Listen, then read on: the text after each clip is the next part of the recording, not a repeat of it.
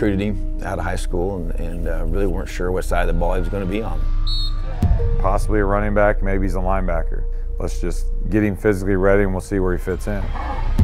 You came in as a freshman, you rushed for 1,000 yards, you know, that's huge. Really kind of caught everybody, I think, a little bit by surprise. I knew he was going to be a great player eventually, but it happened much faster than I think anybody thought. But opportunity presented itself, and he took advantage of it. Stevie Scott, he's from Syracuse, New York. What a run!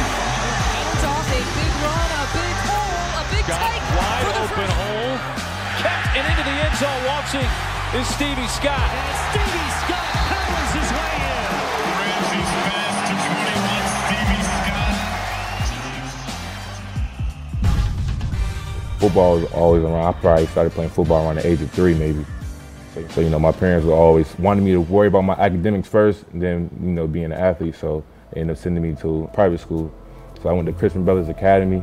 Freshman year, I didn't really play that much, like the first 2 games, until I had the 3rd game. I just had my breakout game.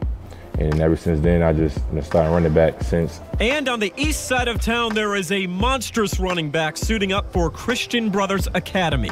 He's a player with multiple D1 offers, but ultimately decided on Rutgers. Well, that would be the 6'1", 240-pound Stevie Scott. I committed to Rutgers in August, going into my senior season, so Indiana wasn't really even on my radar at that time. You know, it was just like a freak accident play. Just got rolled up under, ankle got twisted into the turf, and, you know, that was that after that. You know, it was like his 5th carry, and he broke his fibula at the end of the day. You know, I was at home just watching my high school team just play games, and I'm just in bed, just sad, just watching them. The team wasn't really the same without me. Stevie grew up 8 streets down from me. I know who he was as a player. You know, I coached at another university. It was 10 minutes from his school for a season. And so I started recruiting him there, and then I came to IU, and I always kept an eye on him. When it came down to December, we had a kid transfer, and I just told Tom, Coach Allen, I was like, hey, we should really take a look at this kid. This kid's gonna be a good player. He's big, he can run. In my opinion, you never turn down a big kid that can run. I was scared just what the coach would think if I would decommit, just what would happen after that. I was more worried about people's opinions instead of just going with my heart and just where I wanted to go. You know, I took both visits out to Indiana and Rutgers, and I felt like the LEO, that's what I felt from my teammates as soon as I got here. Like some programs I was recruited by, they didn't really talk that much about that. So like that's what like was different from Indiana, that they had this little model that they went by and that the whole team followed, and I just bring the team together. So, you know, I just talked it over with my parents a lot, and my dad especially. He just was telling me, just wherever your heart takes you, just go there. So, you know, my heart just told me to come to Indiana. Good, nice. Good, stay with it, Samson. Good, control.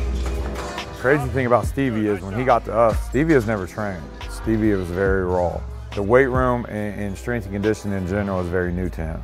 Fortunately from him, he has very good genetics, and he responded well, and he responded fast. You know, he bring it every day at practice when he gets his reps. I believe in Stevie. You know, I think Stevie gonna be a great player. I think he's gonna be one of the best running backs to come through IU by the time it's all said and done.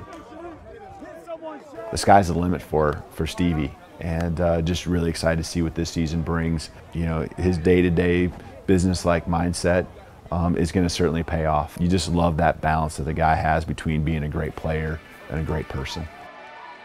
The thing that sticks out for me with him is the maturity he has in being a very unselfish player and truly, you know, realizing that, man, it's not about me. I couldn't rush for these yards if it wasn't for the guys around me and the offensive line and the quarterback play and the receiver play and everything that went into that. So, you know, I don't really, even though it's competition in the room, I still look forward to, you know, helping the guys improve just because they're young. So, you know, LEO seems to love each other. Obviously, my O-line loves me. They just, you know, continue blocking for me and the QB and just helping like the QB be able to get the balls out to the receiver. So LEO, we all just doing everything for each other.